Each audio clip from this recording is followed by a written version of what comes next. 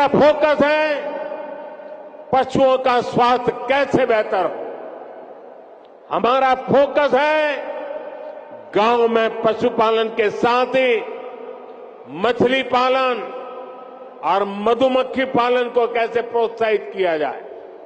इसी सोच के साथ हमने पहली बार पशुपालकों और मछली पालकों को भी किसान क्रेडिट कार्ड की सुविधा दी है।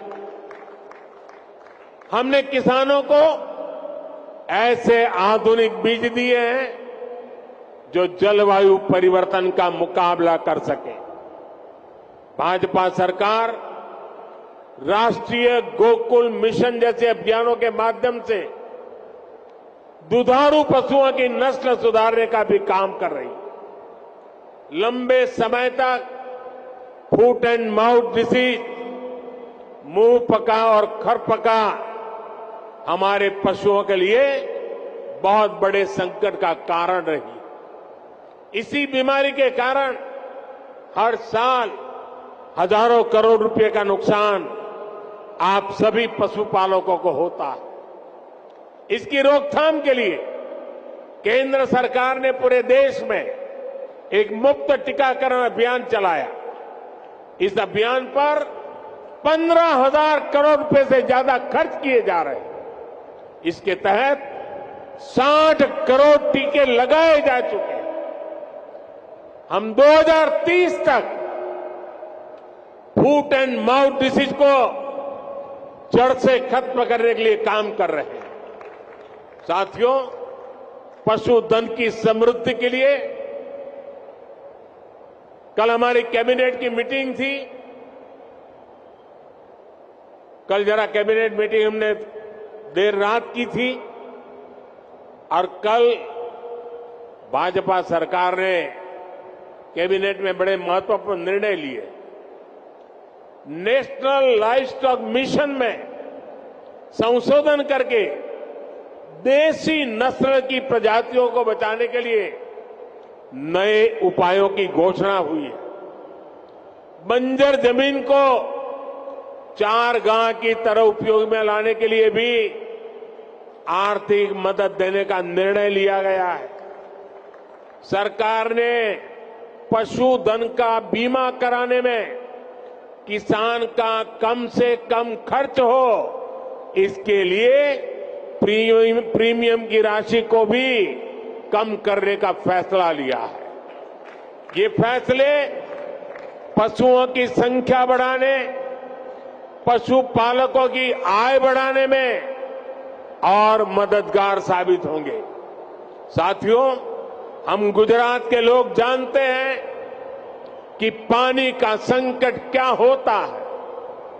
सौराष्ट्र में, कच्छ में, उत्तर गुजरात में हमने अकाल के दिनों में हजारों पशुओं को एक स्थान से दूसरे स्थान पर मीलों मीलों चलते जाते देखा। हमने पशुओं के मरते पशुओं के ढेर, उसकी तस्वीरें भी देखी है। नर्मदा जल पहुंचने के बाद ऐसे क्षेत्रों का भाग्य बदल गया। हम प्रयास कर रहे हैं कि भविष्य में ऐसी चुनौती से ना जूझना पड़े। सरकार ने जो 60,000 से ज्यादा अमृत सरोवर बनाए हैं, वो भी देश की ग्रामीण अर्थव्यवस्था को बहुत मदद करने वाले हैं। हमारा प्रयास है कि गांव में छोटे किसान को आधुनिक टेक्नोलॉजी से भी जोड़े। गुजरात में आपने देखा है कि बीते वर्षों में माइक्रो इरिगेशन का दायरा, टपक सिंचाई का दायरा कई गुना बढ़ गया है। टपक सिंचाई के लिए किसानों को मदद दी जा रही है।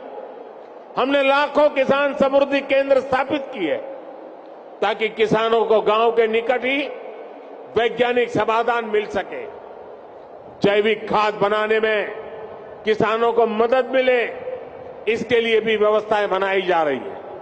साथियों, हमारी सरकार का जोर अन्नदाता को ऊर्जादाता बनाने के साथ ही उर्वरक दाता बनाने पर भी है।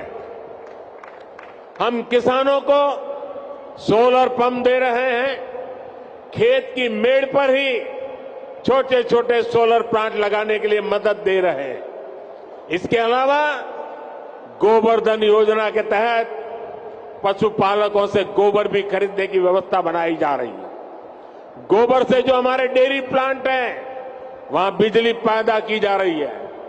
बदले में जो जैविक खाद बनती है, वो वापस किसानों को बहुत कम कीमत में उपलब्ध हो रही है। इससे किसान और पशु दोनों को तो लाभ होगा ही, खेत की मिट्टी के स्वाद का भी बेहतर लाभ होगा।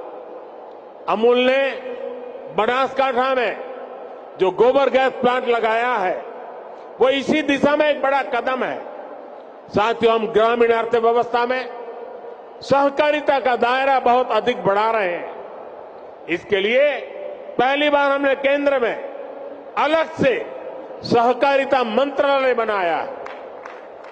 आज देश के 2 लाख से अधिक गांव में सहकारी समितियों का निर्माण किया जा रहा है। खेती हो, पशुपालन हो, मछली पालन हो, इन सभी सेक्टर्स में ये समितियां बनाई जा रही है। हम तो मेड इन इंडिया यानी मैन्युफैक्चरिंग में भी सहकारी समितियों को प्रोत्साहित कर रहे हैं। उनके लिए टैक्स को भी बहुत कम किया गया है।